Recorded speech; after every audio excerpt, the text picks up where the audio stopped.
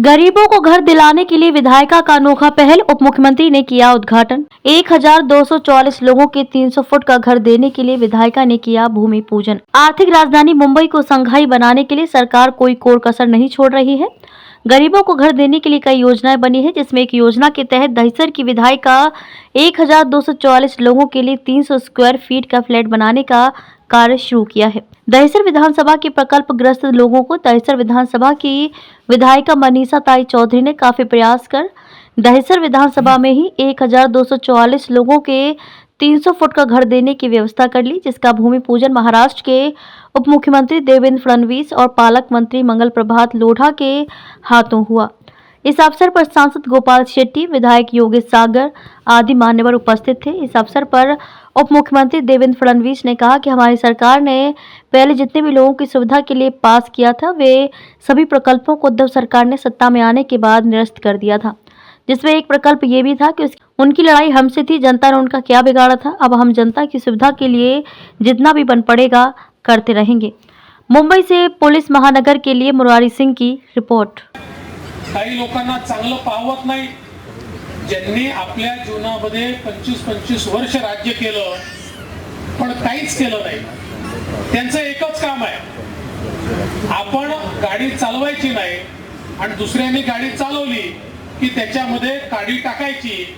अशा प्रकारे सामान्य माणसाला नागवणारे जे लोक आहेत, आता त्यांचा चेहरा उघड झालेला आहे आणि मी आता विश्वासाने सांगतो, आता समाज त्यांच्या सोबत जायला तयार नाही आहे। मला विश्वास आहे आता लोकांना हे पटलेलं आहे की आपल्याला कोणाच्या पाठीशी उभं राहायचं आहे, तर मनीषा ताईंसारख्या ज्या खऱ्या अर्थानं समाजाची जनतेची सेवा करणाऱ्या अशा प्रकारच्या सेविका आहेत, त्यांच्या पाठीशी आपल्याला उभं राहायचं आहे।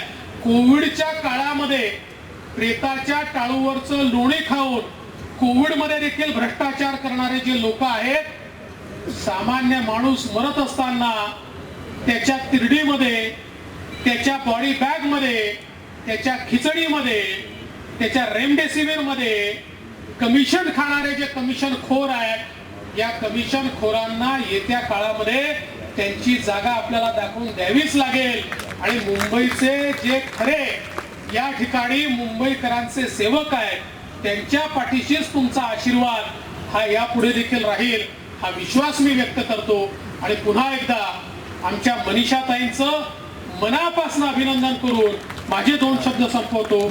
धन्यवाद। जय हिंद, जय महाराष्ट्र। में ये पीएपी बना के देने की है, 30 महीने में ये पीएपी बनेगी। क्या कारण बता के इस किया गया था?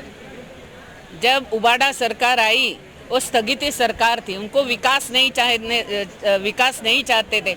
जब मुख्यमंत्री मंत्रालय में नहीं आते थे, उनको क्या है विकास का, हाँ उन्होंने क्या किया है, इसीलिए जो काम होते थे तो ये बीजेपी के विधायिका ने की थी, तो उनको ये बीजेपी का विकास नहीं चाहते थे, इसीलिए उन्होंने सभी स्थगिति दी। लेकिन जैसे ही शिंदे जी, देवेंद्र जी, अजीत दादा का सरकार आया, अभी हमारे काम, अभी जल में मैं दूसरा भी भूमि पूजन करती हूँ, मैंग्रोव्स का, उसका भी टेंडर हो गया। अभी तुरंत एक दूसरा भूमि पूजन कर रही कि